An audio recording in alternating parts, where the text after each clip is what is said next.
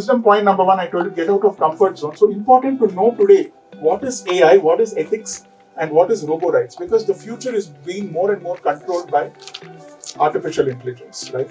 In 2010, when I relocated to the US, even a mobile phone was a luxury.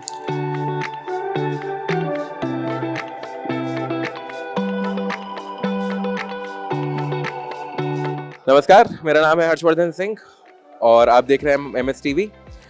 Frame में जो मेरे साथ हैं, आप इनको भली भांति जानते हैं। पहले भी इंटरव्यू मुझे करने का बहुत ही शालीन शब्द सौभाग्य प्राप्त हुआ था डॉक्टर कार्तिक रमेश साहब। और द थिंग इज के the earlier interview was about something else, वो किसी और चीज़ के बारे में था। मगर आज ये इनकी आमद हुई है मारवा स्टूडियोज़ में एक वर्कशॉप के लिए। बच्चों से बात की AI के बारे में, इतना मुझे पता है और बेहतर है कि इतने पे मैं अपनी समझ रोक देता हूँ और आगे उनके पास चलता हूँ, समझता हूँ क्या चल रहा था। Sir, first of all welcome once again to Marwah Studios and I just want to know what exactly was this whole workshop about.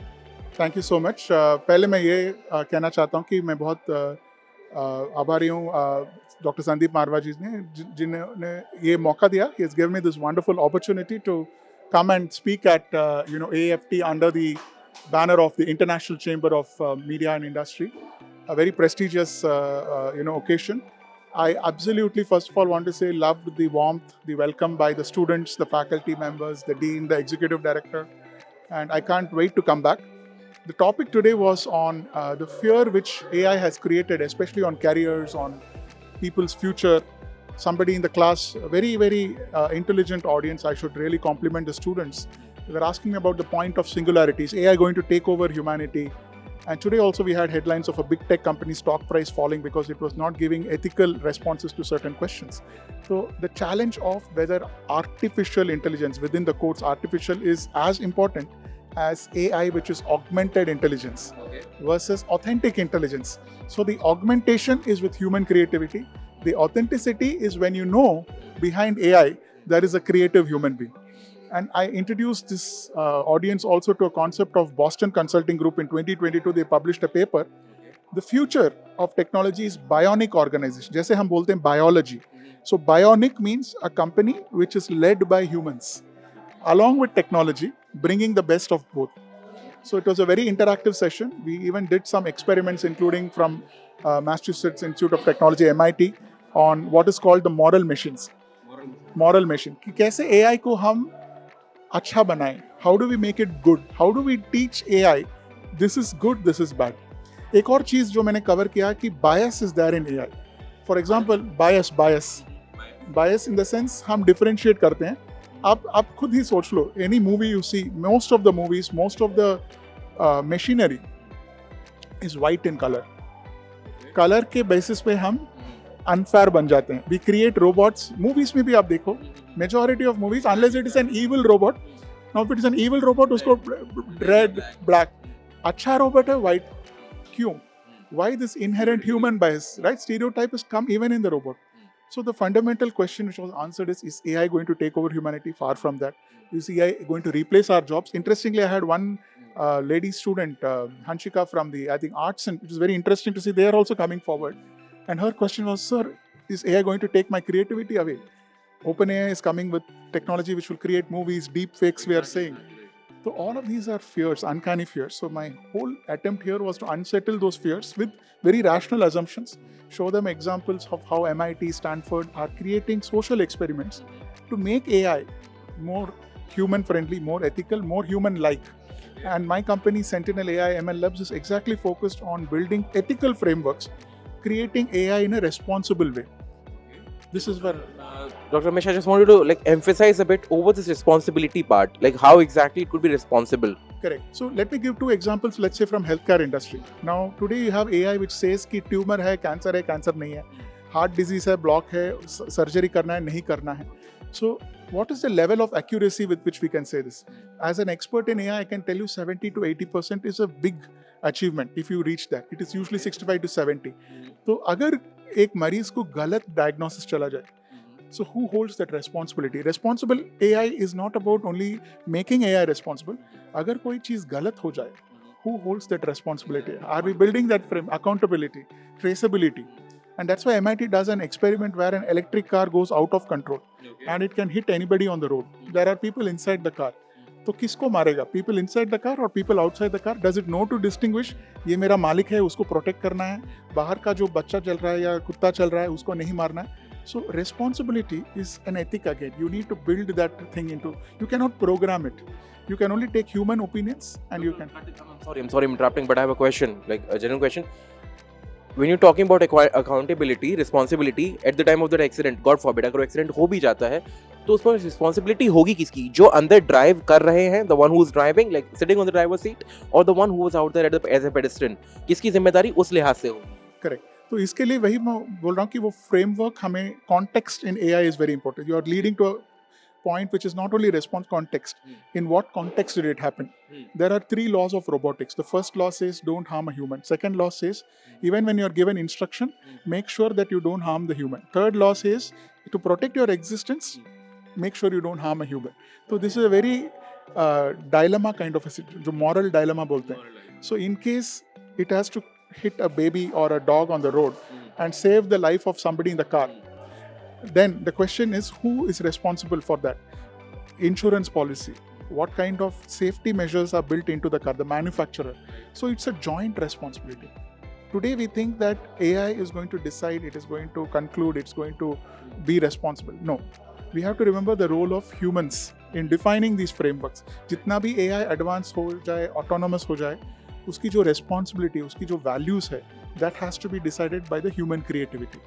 So it will be very contextual, therefore, in your question, who is responsible? In what circumstance did it do that? And did the AI know, for example, if there is an oncologist or cardiologist in the car, does it know that it's going to kill them by mistake instead of trying to save a child or an animal on the road? So then you are letting go lives of millions of people whom this oncologist or cardiologist can save. Today, does AI know that? That is the responsibility of the programmer. So how do you, these are very complex situations. The reality is we are far from reaching that level of maturity in AI. And we are getting there step by step. Even in, as I said, healthcare or banking, wherever we use, we have to be very, very cautious of the implications, the ethical implications, the moral implications, and the moral obligation we as a society have to ensure that AI alone is not. And on this, I will tell you one other last point I covered is robo-rights. Robo-rights is to say, this mic, suppose it was an AI-driven mic, this camera is AI-driven. Does it have a right that when I go and try to push it or drop it, who has the right to decide whether it exists, it doesn't exist? So the question is, again, the intelligent audience asked me, but sir, AI or machine don't have feelings. They are not Sentinel, they are not human. So kya rights kya baat? Yeah, what are you talking about? Human rights, robo rights. But robo rights is a very important area founded by David Gunkel, who's the father of robo rights. And I've written a paper with him to say ki, how do we responsibly dispose AI? What are the rights which with respect to the software, with respect to the hardware? This has to be future consideration because AI is becoming more and more pervasive. हर जगह पे utilize हो रहा है तो. But why do we need to dispose AI? Let us say that not necessarily dispose in a negative context, but sometimes you get better upgrades. Maybe the utility value, maybe let's say there is an AI detecting software or hardware for diseases that is malfunctioning, you have to dispose it. Now you decide whether you fix the problem or is it ready for disposal, right? And when do you dispose it? Today, the technology upgrade is happening unprecedented. Everybody wants next version of iPhone, Samsung. But does your phone have a right to say, don't upgrade me? Right? Who's talking about the feelings of the phone? It's a real subject. It sounds science fiction. But friends, even robot was a science fiction in Isaac Asimov's novel 70 years back. Today, it's a reality. So tomorrow, robo-right will also become a reality. Right? Dr. Kartik, my last question that goes to is about what are the different segments, the criterias, and what are the other things that the AI will need to be a part of it? The humans will make sure that all these things like law and all the EQ, the IQ, and each and everything that you can name it, what are the other things that are supposed to be a part of AI so that it can actually work the way we are expecting it to? Right. So it's a fantastic question. So the framework and the context is very, very important, right? So industry-wise, we'll have to define contextual framework. So in a particular context, how is AI supposed to behave? For example, a laser which is used, let's say in a surgery, is very different from a laser which is used in missile control systems, right? So the context in which you fine-tune and define AI and you restrict therefore the power of AI is very important. Same way, let me take the example of research and development, which finds new ideas. Today with AI you can publish papers which are original without writing a single word. Now we call this a hallucination in AI. Matlab AI, like a human being, it starts inventing author names, inventing papers, and it creates research papers which look authentic, but as authors ही नहीं, as papers ही नहीं. So question again which comes beyond context is the authenticity. Is AI authentic? Right? Is it trying to be an aspirational AI? So somewhere, that's what Stanford did a research where it said there are 36 different values which affect human values like kindness, compassion, respect, integrity, love, empathy. So can we bring these aspects? And that is what these US-based universities are doing.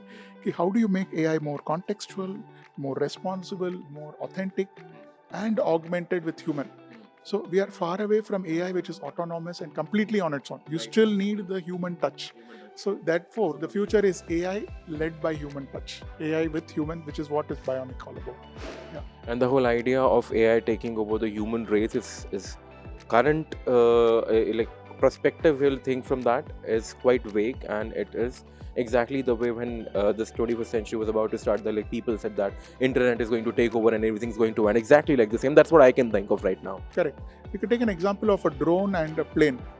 We all fly everywhere most of the time. The risk of accident happening is 0.000% only, right? And though the plane is autonomous most of the time, the plane doesn't become evil, and most of the crashes happen because of human error. Right? But the same plane without a human, if launched as a drone, there are terrorist groups and countries which have used this in war. Right? Again, it has been the context in which human control it has been in has been the cause. So tomorrow AI taking over will not be because of AI, but maybe because of a human whose intentions are misplaced, who wants to take over. So there may be a human behind that AI who is trying to make, more than poor AI which we think is going to come and take over everybody. Right? So it actually comes down, the whole circle comes down to an end. Like square one is about the intention of the one who's actually producing it and creating a new thing out of it. Thank you so much for your time, and once again giving us the opportunity to talk to you.